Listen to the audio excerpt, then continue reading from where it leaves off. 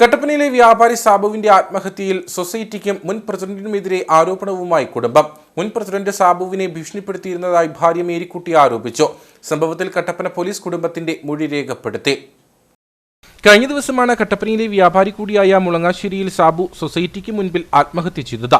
ഭാര്യയുടെ ചികിത്സയുമായി ബന്ധപ്പെട്ട നിക്ഷേപം തിരികെ ആവശ്യപ്പെട്ടെങ്കിലും ഇത് നൽകാഞ്ഞതാണ് മരണകാരണമെന്ന് ആത്മഹത്യാക്കുറിപ്പിൽ സൂചിപ്പിച്ചിരുന്നു. തുടർന്ന് വലിയ രീതിയിൽ പ്രതിഷേധവും ഉയർന്നു.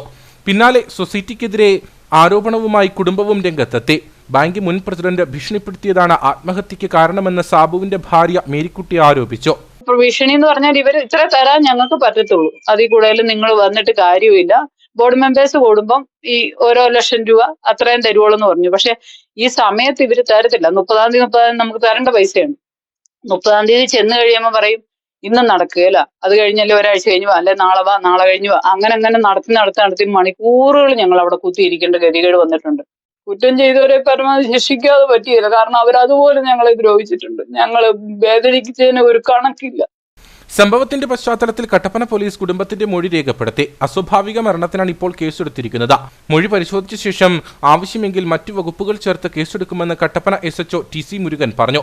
ഇതിനെ ബേസ് കൊണ്ട് കൂടുതൽ അന്വേഷണം നടത്തി ഇവരെ പറയുന്ന ബാങ്കിൽ കിട്ടുന്ന പണവും മറ്റ് സാമ്പത്തിക ഇടപാടുകളെല്ലാം അന്വേഷണം നടത്തിയതിനു ശേഷം CCTV ദൃശ്യങ്ങളെല്ലാം ശേഖരിച്ചതിന് ശേഷം കൃത്യമായ നടപടികൾ ആവശ്യമെങ്കിൽ ഒരു കേസെടുക്കും.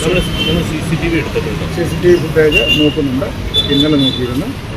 അതേസമയം പോലീസിന്റെ ഭാഗത്തു നിന്ന് അനുകൂലമായ പ്രതികരണമല്ല കാണുന്നതെന്നാണ് കോൺഗ്രസിന്റെ ആരോപണം.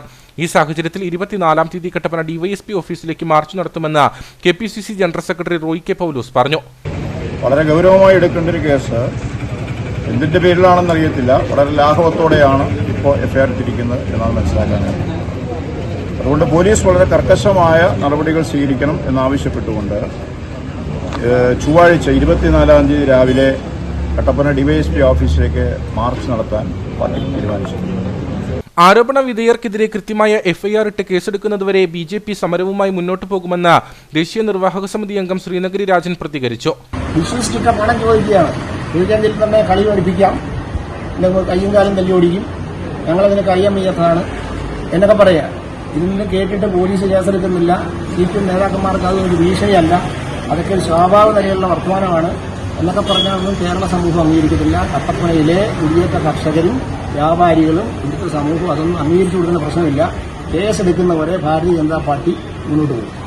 ആത്മഹത്യ ചെയ്ത സാബുവിന്റെ കുടുംബത്തോടൊപ്പമാണ് പാർട്ടിയെന്ന് CPM Kattappana area secretary Mathew George പറഞ്ഞു. സാബുവിന്റെ കുടുംബാംഗങ്ങളോടൊപ്പം അദ്ദേഹത്തിന്റെ മരണത്തിലുള്ള ദുഃഖവും അനുശോചനവും രേഖപ്പെടുത്തി ഞങ്ങളാ കുടുംബത്തോടൊപ്പം. വ്യാപാരിയുടെ ആത്മഹത്യയിൽ വരും ദിവസങ്ങളിൽ പ്രതിഷേധം ശക്തമാകാനാണ് സാധ്യത.